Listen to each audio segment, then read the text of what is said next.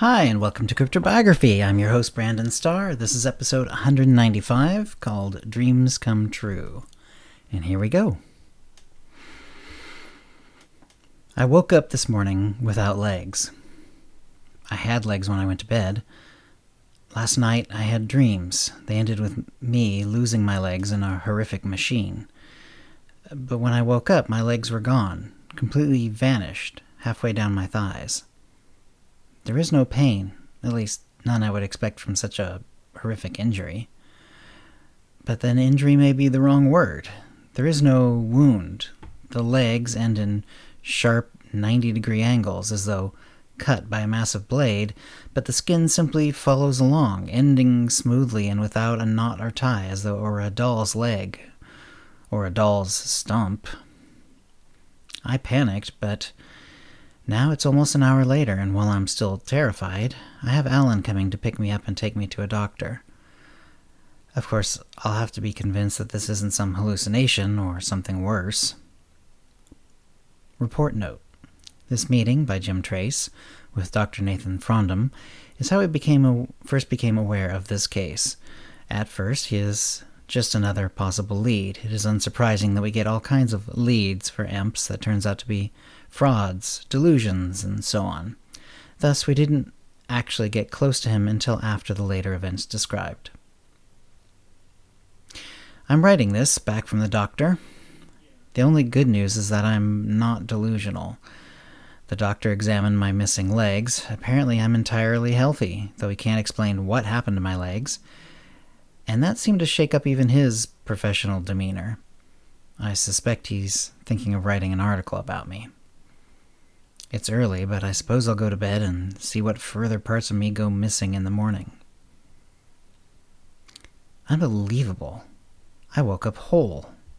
My legs are back, as though yesterday never happened. There isn't even a mark or line where the injury occurred, if that is the right word. I'm calling Alan again to see and make sure that I'm not somehow delusional this time. Update. No, my legs are definitely back. Alan was dumbstruck, and then seemed a little put out at me. I think he thinks I spent yesterday tricking him somehow. I tried to convince him that it's simply a strange occurrence, but I don't know if he really believes me. I don't think I need a medical opinion today. Alan was confirmation enough. I'll call the doctor and let him in on the update. Next morning. My head is twice its usual size. I had a dream that it was expanding, and when I awoke, sure enough, it was. It hurts. I can't get upright without holding my head perfectly upright on my neck, or else it tips. I have to hold my head with my hands to get anywhere. I didn't have any unusual dreams before my legs came back, so it seems my dreams are somehow causing things to manifest in real life, at least when they affect my body. My head doesn't exactly hurt, a minor miracle, but trying to stay upright is difficult at best.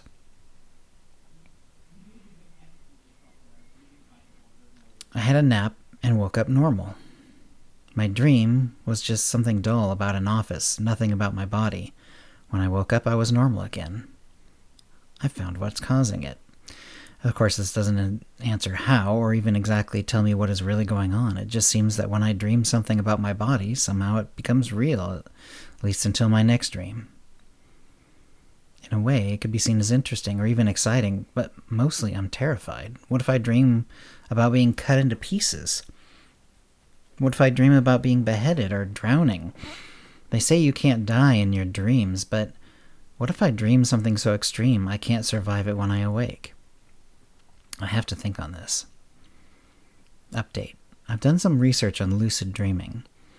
Now, unfortunately, I've never been the type to regularly go into a lucid dreaming state. In fact, I only occasionally even remember my dreams at all. But that must change. It's too dangerous for me not to get this under some control. I'm starting with a dream diary right by my bed. I'm going to write my dreams, anything I remember about them, the moment I wake up. I'll also try for lucid dreaming states, but I doubt that we'll have much success right away. It's likely to take time. Update. After a few days, fortunately without other body-altering dreams, success. I purposefully dreamed that I had horny growths on the back of my hands. I can't say what drew me to making this particular choice, except it seemed unlikely to harm me and seemed reasonably dreamlike. I must also note that I had, until a few years ago, warts growing on the back of my hands, and this seemed like a variation on the theme. When I awoke from my controlled dream, there were indeed large, conical, horny growths on the back of my hands. While slightly repulsed, it also thrilled me to know that I could control this strange power in some way. The growths have stayed all day. I remained in my house. My hands felt somewhat heavy, but I could use them. I sent pictures to Alan. Update. After failing to achieve a lucid dream and having no strange dreams, I woke normal. Update.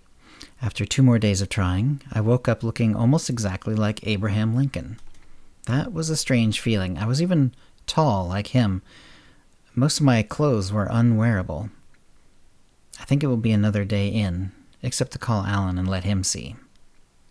Update. Alan is wondering if we might not use my powers to make money. I asked how. I couldn't think of any ways that didn't involve stealing or conning. He said he'd think about it. He suggested we hang out tonight and think of ideas. Report note. This was the last diary entry. We hunted down the friend, one Alan Twinson, and determined what happened. He wanted Jim Trace to use his powers to steal, just as the diary indicates. It took some doing, but given that we have no proof of Jim's death, he eventually told us. He whispered in Jim's ear, trying to make him turn into mist. The idea was that he would turn into mist, go and steal something, and then turn back to normal. He was obtuse, and quite unaware of the limitations of Jim's powers. Jim dreamed, apparently, of being a creature of mist, but he had no way to control it, and simply diffused into the atmosphere. Record is being closed. We are attempting to get Jim declared deceased. He seems to have died without a will, but he has a niece as a sole living heir, and there's likely to be some amount that will go to her. Given the lack of a body and the inability we have to be fully forthcoming with the courts, this process is likely to take some time. End of report. And that's the story for this week. I hope you enjoyed it. If you have any comments or questions about this episode or previous episodes, cryptobiography@gmail.com, or hit us up on Facebook or Twitter, and thanks for listening. Words and music copyright 2021, CryptoBiography LLC, all rights reserved. Characters and events are fictional, fictionalized, or satirical.